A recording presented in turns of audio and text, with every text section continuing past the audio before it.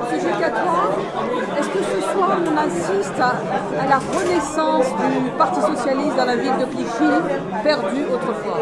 Écoutez, je crois que effectivement, c'est un point important. C'est pour ça que je suis là en tant que militant socialiste.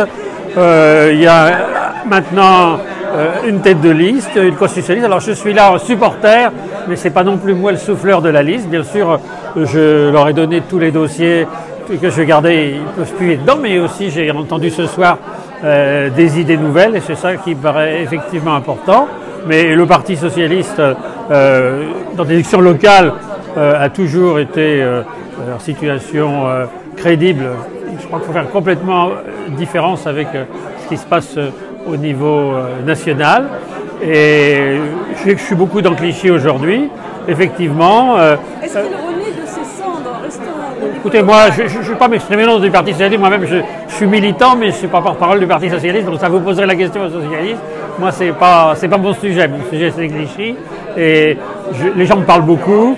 Il y a effectivement un rejet très important du maire sortant dans l'électorat de gauche, mais pas seulement dans l'électorat de gauche, y compris des gens de droite qui regrettent d'avoir voté pour lui. Et je crois qu'il faut mobiliser. Les jeunes sont là nombreux, il y a aussi des personnes âgées. Moi, ce que je constate quand même sur le terrain, et je voudrais le dire ici, et je l'ai dit aux candidats, c'est que on a vu déjà une évolution lors des élections européennes, qui fait que Marine Le Pen était à 4%, le Front National à 11% aux européennes.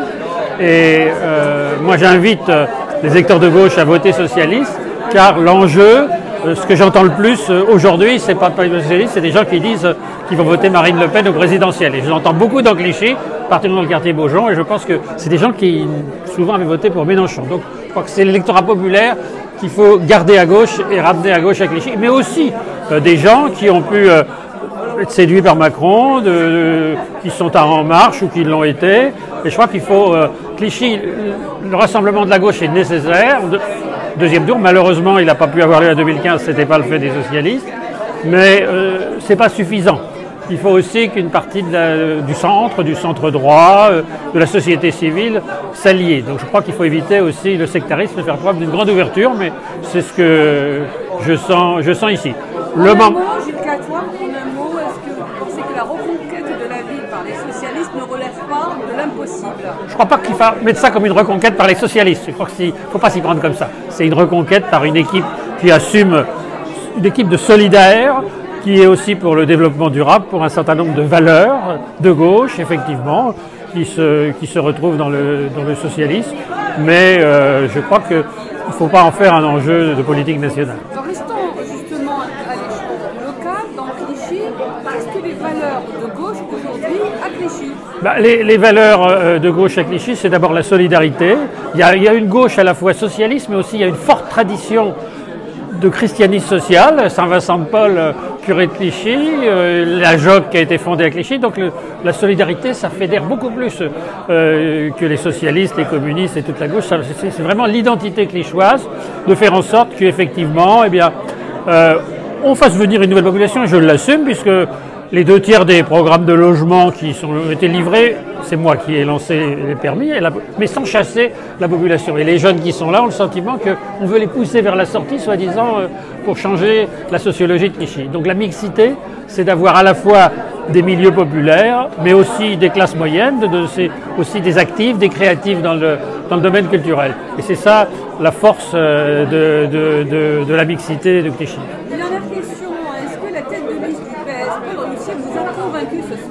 Elle m'avait déjà convaincu avant, puisque mais c'est pas moi qu'il faut convaincre, je le suis, c'est les Clichois, et je pense que avec ce qui est dit actuellement, ce qui a été dit sur Sanzillon, effectivement, il faut sauver ce quartier, d'autant que il y a de faire aussi de nouveaux espaces verts, c'est important, de protéger le centre-ville, donc je me retrouve tout à fait dans ces projets-là, mais j'ai entendu des idées nouvelles, pourquoi pas faire de la Maison du Peuple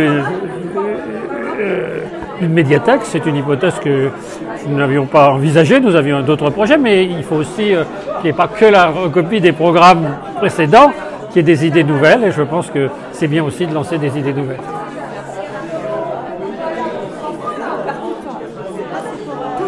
plus tard.